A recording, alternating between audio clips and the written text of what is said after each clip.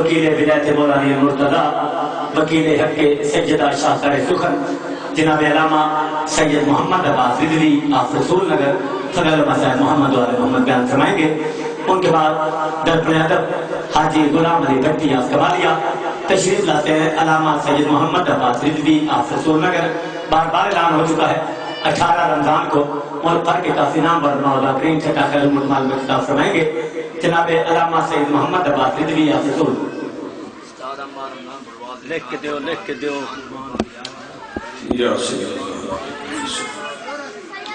بسم اللہ الرحمن الرحیم اللہم کل ولیک الحجت ابن الحسن صلواتک علیہ وعلا آبائہ فی هذه الساعة وفی کل ساعت ولیا وحافظا وقائدا وناصرا ودلیلا وعینا حتی تسکنہ ارزقتہ وتمتعہ فیہا طویلا رب صلی علی محمد وآل محمد واجل فرج آل محمد بلند الصلوات۔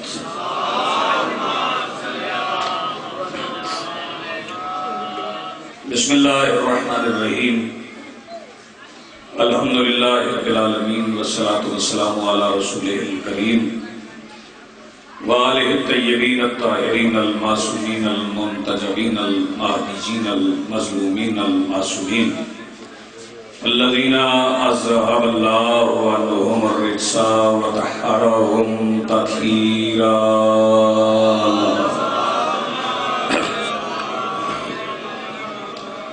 ولعنة الله على أعدائهم ملعونين أجمعين من يومنا هذا إلى يوم الدين أما بعد فقد قال الله سبحانه في كتابه المجيد بسم الله الرحمن الرحيم ألم يجدك يتيما فآوى ووجدك ضالا فهدى ووجدك عائلا فأغنى۔ صلوات پڑھیے غلام عباس۔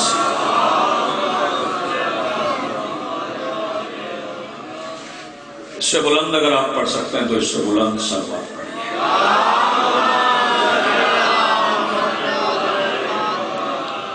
سب سے پہلے آج کی صف انتظار اور اس پر حاضر منتظرین کے دلوں میں موجود ولایت ولی مطلق کے وسیلہ سے درخواست گزار ہوں اپنے اس وارث کے حضور جو پردہ غیب میں فرزند ابو طالب کی حیثیت سے موجود ہے کہ کائنات کا وہ مطلق العنان مدبر الامور اپنے رخ سے حجاب غیبت ہٹائے اور کائنات کے ہر بے غیرت کو گریبان سے پکڑ کے سمجھائے کہ علی واجب ہوتا ہے۔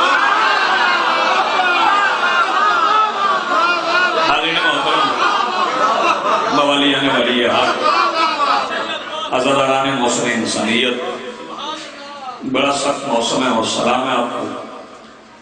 اتنی شدید گرمی میں عبادت کے ساتھ آپ عبادت میں حاضر ہیں۔ موسم جتنا بھی سخت ہو، میں ذکر اس سیدہ کا کرنے جا رہا ہوں جس کی حویلی کے بیرونی دروازے کی دہلیز کے باہر بچھو ہوئے دسترخوان سے بچے ہوئے ٹکڑوں پہ پلنے والے گداگر جب چاہیں اپنی جنبش ابرو سے کائنات کے موسم تبدیل آباد میں ہیں، سلامت ہیں۔ اتنی سخت گرمی میں اس سے خوبصورت استقبال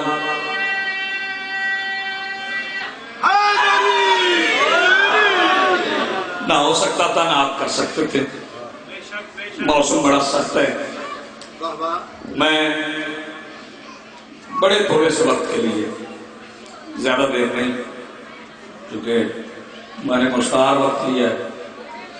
غلام علی صاحب میرے بعد موجود ہیں، ذاکرین کا ایک طویل سلسلہ ہے۔ کوئی لمبا مضمون پڑھوں گا تو موسم اس کی اجازت نہیں دیتا۔ تھوڑا میں اس لیے کہہ رہا ہوں کہ وقت جتنا بھی مل جائے تھوڑا ہوتا ہے۔ وہ اس لیے کہ میرا ایمان ہے کہ اگر آدم کی پہلی سانس سے لے کے آخری آدمی کی آخری ہچکی تک بھی وقت مل جائے تو ابو طالب کے بیٹوں کی نالین کے تلوے سے ہوتی ہوئی مٹی کے ایک ذرے کی فضیلت پڑھنے کے لیے بھی تھوڑا ہوتا ہے۔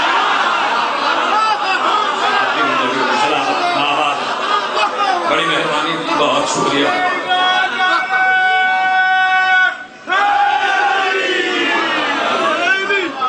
حکم مجھے کچھ اور تھا جی، تھوڑا سا ضرور انشاءاللہ، لیکن اتنے مختصر سے وقت میں تعمیل حکم تو نہیں ہو سکے گی، کیونکہ یہ سیدہ کے ایام ہیں۔ کل 10 رمضان تھی، آج 11 رمضان ہے، اور یہ ان سیدہ کے ایام ہیں جو اپنے دسترخوان پہ پڑے ہوئے سونے اور چاندی کے برتن کھانا کھانے والوں میں خیرات کر دیا کرتی تھی، اور جب کھانا کھانے والے بی بی کے دسترخوان سے کھانا کھا کے رخصت ہوا کرتے تھے تو حسنین کی نانی آواز دے کے کہتی تھی یہ جن برتنوں میں تم نے کھایا ہے اپنے ساتھ لے جاؤ، چونکہ تم نے اس نے کھا لیا ہے، اب یہ ہمارے کسی کام کے نہیں ہے۔ زندگی ہو جاتی سلامت ہو، آباد رہو، جو ہاتھ اٹھے آپ کو سلام کرو۔ لیکن اس سے پہلے میں ایک جملہ، جی بسم اللہ، آباد رہیں، سرکار ابو طالب کی فضیلت میں کہنا چاہتا ہوں۔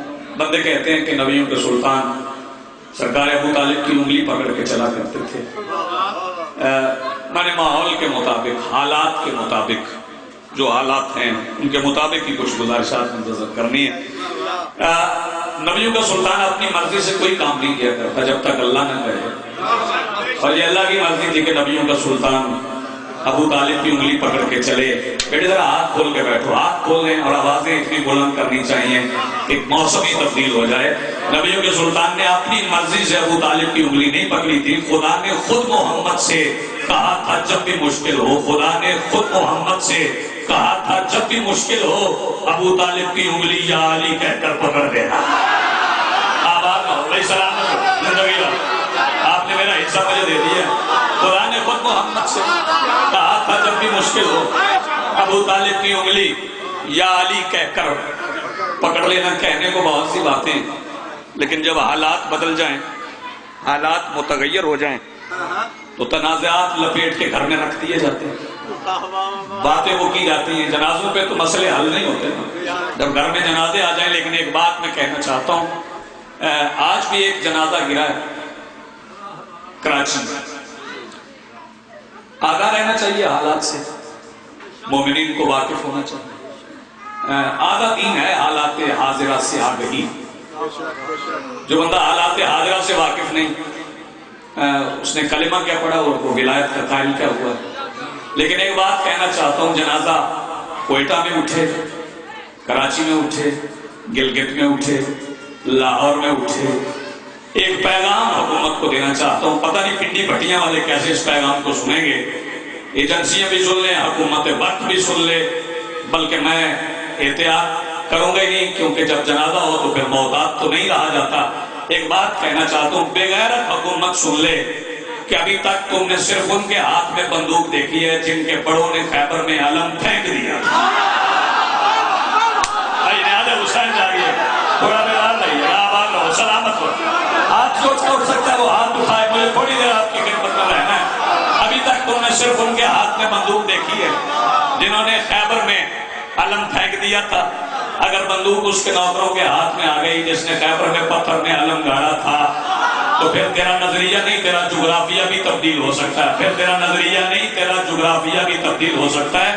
اور ایک بات یاد رکھنا، جس نے علی ولی اللہ پڑھ لیا ہے اسے نہ رسی کی گھٹن سے ڈر لگتا ہے، نہ گولی کی جلن سے ڈر لگتا ہے۔ پھر کہہ رہا ہوں، جس نے علی ولی اللہ پڑھ لیا ہے اسے نہ رسی کی گھٹن سے ڈر لگتا ہے، نہ گولی کی جلن سے ڈر لگتا ہے۔ موت حق ہے، سب کو آنی ہے، کیونکہ قرآن کا فیصلہ ہے کل نفس ذائقۃ الموت، ہر نفس کے لیے موت کا ذائقہ ہے، لیکن ہر کسی کے لیے ایک جیسا نہیں۔ بندہ بدلنے سے موت کا ذائقہ بدل جاتا ہے، بندہ بدلے، عقیدہ بدلے، موت کا ذائقہ تبدیل ہو جاتا ہے۔ وہ سلمان نے جا کے قبرستان میں ایک مردے سے پوچھا تھا تیرے لیے موت کیا ہے، تو اس نے کہا موسیٰ کے زمانے میں مرا تھا، موت کی کڑواہٹ ابھی تک میرے حلق میں موجود ہے۔ اور سرکار امیر المومنین نے ابو ذر سے پوچھا تھا ابو ذر بتا تیرے لیے موت کیا ہے۔ ابو ذر کہنے لگے مولا اگر آپ کی ولایت پہ آئے تو جنت کے پھل سے میٹھی ہے۔ میں ذرا توجہ چاہوں گا، اگر آپ کی ولایت پہ آئے تو جنت کے پھل سے میٹھی ہے۔ سرکار کریم کربلا شب عاشور صفوں کا معائنہ کر رہے تھے، 13 سال کے جبرائیل سے پوچھا یا قاسم کیف الموت عند قاسم، تیرے نزدیک موت کیا ہے؟ فرمایا چچا شہد سے بھی زیادہ میٹھی ہے۔ تو پنڈی پھٹیاں والوں مجھے بتاؤ یہ بندہ بدلنے سے، عقیدہ بدلنے سے موت کا ذائقہ کیسے بدل جاتا ہے؟ چونکہ علی علی بادشاہ نے حارث حمدان سے کہا تھا حارث من یموت یرانی، جو بھی مرے وہ پہلے مجھ علی کو دیکھتا ہے، میں اس چہرے کی زیارت کرنا چاہتا ہوں جو حسین کی مجلس سے آواز بچا کے گھر میں فساد برپا کرنے کے لیے لے جاتا ہے۔ علی نے فرمایا تھا حارث جو بھی مرے پہلے مجھ علی کو دیکھے گا پھر اسے موت آئے گی۔ اگر ابھی تمہیں اپنے حلق میں اپنی موت کا ذائقہ محسوس نہ ہو تو کثرت تقیر کے چالو کر سلمان سے خیرات مانگنے کا فائدہ کیا؟ چونکہ ہر مرنے والے کے سامنے موت سے پہلے علی کی کرسی سجدی ہے اور مرنے والا علی کو دیکھتا ہے، اور جسے جیسا علی لگے ویسی موت لگتی ہے۔ میں زندگی اور تمہاری سلامت ہو، جسے جیسا علی لگے آباد ہو، میں سلامت ہو، جسے جیسا علی لگے سلام ہے علی، جسے جیسا علی لگے یہ بڑی مہربانی،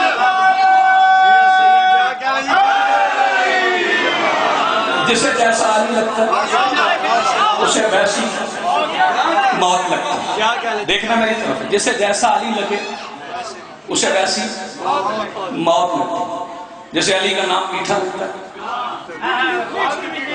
اسے موت، جیسے کڑوا لگتا ہے اسے کڑوی لگتی ہے۔ ادھر ادھر نہیں دیکھنا، گردنیں نہ پھرنا، جہاں گردنیں پھرنے سے عبادتیں باطل ہو جاتی ہیں۔ سامنے میری طرف دیکھنا، جسے جیسا علی لگے اسے ویسی موت لگتی ہے۔ ایک علی ولی اللہ پڑھنے والا ہماری تاریخ میں حجر بن عدی بھی، ہماری تاریخ میں جناب رشید بھی، ہماری تاریخ میں میثم تمار بھی۔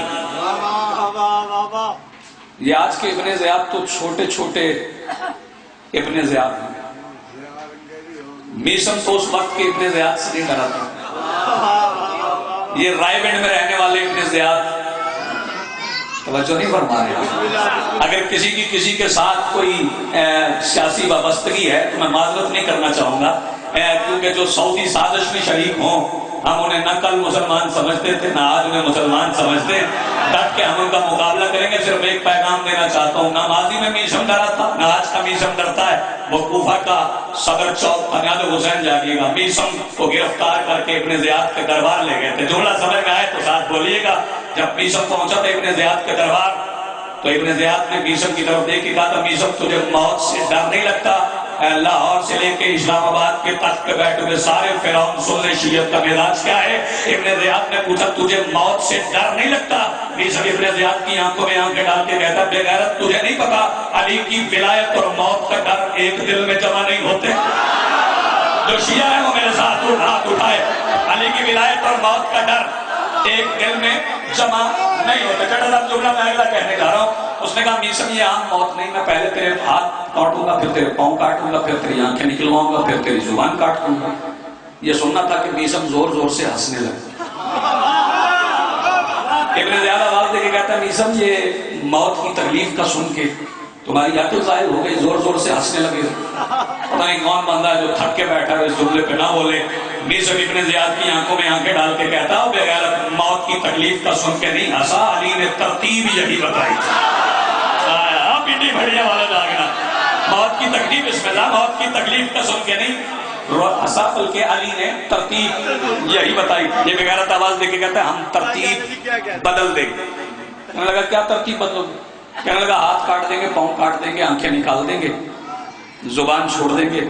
آؤ جی بسم اللہ سید صاحب، زبان چھوڑ دیں گے، لہو بہتا رہے گا، ختم ہو جائے گا، تو مر جائے گا، لوگ کہیں گے علی نے کہا تھا ہوا نہیں۔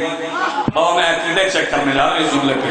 میثم آواز دے کے کہتے ہیں بے غیرت تو علی کا کہا ہوا کیسے بدل سکتا ہے؟ کائنات میں جو ہوتا ہے علی نے کہا ہوتا ہے۔ زندگی تمہاری یاد ان کے ہاتھ اٹھ رہے ہیں، کائنات میں جو ہوتا ہے وہ علی نے کہا ہوتا ہے۔ بس آخری جملے کہنے جا رہا ہوں، جتنا میرا وقت تھا اتنا پڑھ گیا ہوں۔ یہ میثم کو لے کے چلے علی ولی اللہ پڑھنے والے، تقاضا سمجھیں علی ولی اللہ کا۔ علی ولی اللہ کیا سمجھا رہا ہے؟ میثم سولی پہ لٹکا، میثم کے پاؤں کٹے، میثم کے بیان فضائل علی کے سمندر کی روانی میں شدت آئی، میثم کے ہاتھ کٹے، میثم نے اور فضائل پڑھے، میسم کی آنکھیں نکلی جنہیں اردو ادب سے لگاؤ ہے، ان کی سمجھ میں جملہ آئے گا۔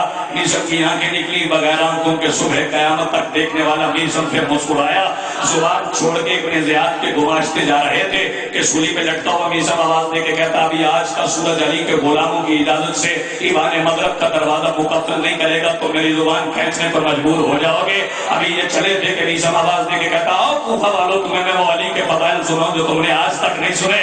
ہر گھر کا دروازہ کھل گیا، لوگ جوک پر جوک نکلنے لگے، میسم کی سولی کا درخت نہیں تھا، لوگوں کے طواف کے کعبہ بن گیا، لوگ چکر لگانے لگے اور میسم علی کے فضائل پڑھنے لگا۔ میسم آواز دے کے کہتا سنو کوفہ والو، مجھے میرے مولا علی نے بتایا تھا، میں نے آدم کی مٹی کو اپنے ہاتھوں سے خمیر کیا ہے، مجھے میرے مولا علی نے بتایا تھا نوح کی کشتی کو کنارے میں نے لگایا ہے، مجھے میرے مولا علی نے بتایا تھا ابراہیم پہ نار کو گلزار میں نے کیا ہے، مجھے میرے مولا علی نے بتایا تھا اسماعیل کی گردن پہ رکھی ہوئی چھری کی دھار کو حیات کے دھارے میں نے بدلا ہے۔ میسم علی کے فضائل پڑھ رہا تھا، پتہ نہیں کون بندہ ہے جو ابھی تک بھی اپنی آواز بچا کے بیٹھا ہے۔ میسم آواز دے کے کہتا کوفہ والو رکو، اب میں تمہیں وہ ہنر بتاؤں جو میرے بادشاہ نے مجھے تعلیم دیا تھا۔ کوفہ والے رک گئے۔ میسم آواز دے کے کہتا سنو فلاں کا باپ وہ نہیں جو اس کی ماں نے بتایا ہے، فلاں کا باپ وہ نہیں جو مورخ نے لکھا ہے، فلاں کا باپ وہ نہیں جو دنیا سمجھتی ہے۔ میسم سولی پہ لٹکا ہوا لوگوں کے اصلی باپ بتا رہا تھا۔ وہاں ابن زیاد کا ایک جاسوس کھڑا تھا، دوڑتا ہوا ابن زیاد کے پاس پہنچا، کہنے لگا تجھے پتا ہے علی کا ملنگ لوگوں کے اصلی باپ بتا رہا ہے؟ کہنے لگا جلدی کرو اس کی زبان کھینچو کہیں میرا بھی اصلی نہ بتا۔ تو علی نے لگی ہوئے سلامت کو جو علی ولی اللہ پڑھنے والے وہ ہاتھ اٹھاؤ پھر کہ بولو حیدری۔ بس ایک بات ذہن میں رکھنا، میسم پڑھنا میسم سننا یہ آسان ہے، میسم بننا مشکل۔ ایک بات ذہن میں رکھنا، انقلاب ولایت امیر المومنین کا نام، اور ولایت امیر المومنین انقلاب کا بڑی قیمت ادا کی علی کی بیٹیوں نے، علی کی ولایت۔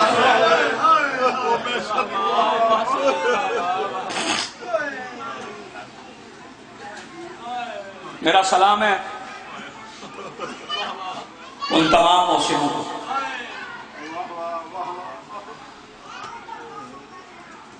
جو اتنی سخت گرمی میں پرسہ دینے کے لیے موسم کی پرواہ کیے بغیر بیٹھے ہو۔ دعا ہے میری میاں ذیشان صاحب کے مرحومین کو مالک جوار رحمت معصومین علیہ السلام نے بلند مقام عطا فرمائے، ان کی دعائیں مستجاب فرمائے، حاضرین کی دعائیں مستجاب ہو۔ مصائب کے آغاز سے پہلے کربلا سے تعلق رکھنے والوں کے لیے دعا مانگ رہا ہوں۔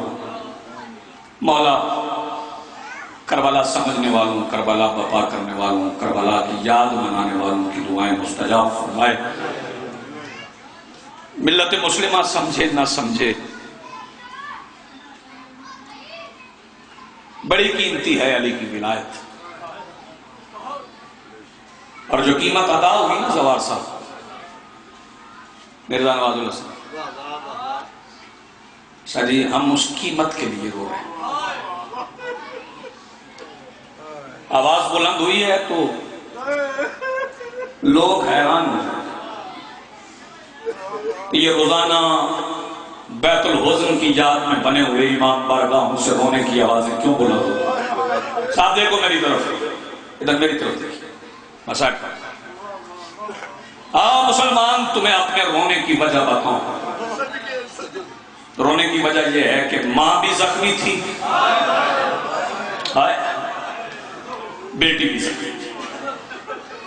انڈی بھٹیاں کے مصائب سننے والے مومنین بیٹھے یقیناً آنکھیں پرنام ہو گئی ہیں۔ جس نے جملے پہ غور کر لیا وہ میرے بعد بھی عبادت کر لے تو میں دعاؤں میں شامل ہوں گا۔ کیا فرق ہے ماں کے زخمی ہونے میں اور بیٹی کے زخمی ہونے میں؟ سمجھاؤں فرق کیا ہے؟ فرق صرف یہ ہے کہ ماں کو لوگوں نے گھر جا کے مارا تھا۔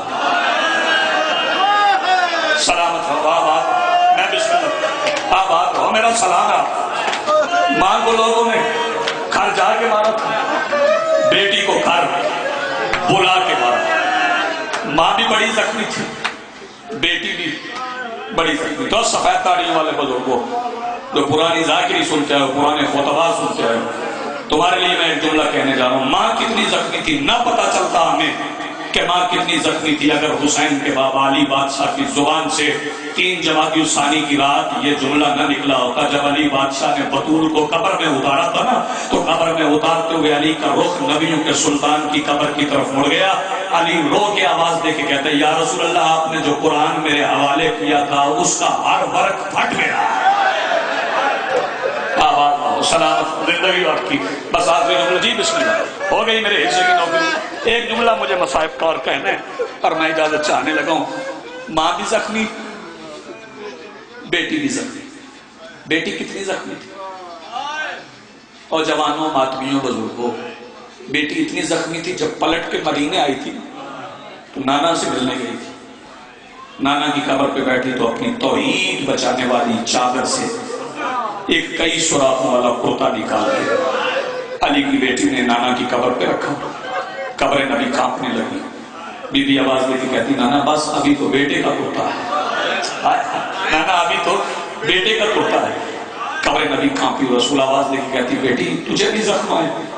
میں جملہ کہوں، شبیر کی بہن آواز دے کے رو کے کہتی نانا تیری امت نے مجھے بہت مارا. میں بسم اللہ کہوں، بڑی خوبصورت آئے کر رہے ہو. نانا حسین جانا.